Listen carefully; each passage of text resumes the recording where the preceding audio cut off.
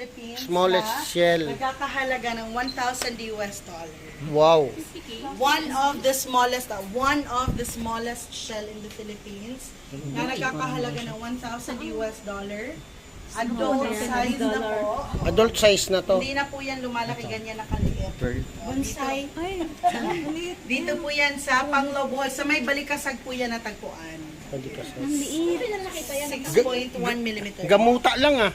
Yung shell na yan po na-dikit kasi sa mas malaking size ng isang shell. Kaya na-discover. Oh. Tapos, dinala sa ibang bansa po. Kumbaga, verify pa. Kasi baka fragment lang ng ibang shell. Pero at Shell talaga siya. Kung hindi yan shell, wala yung label na ilalagay.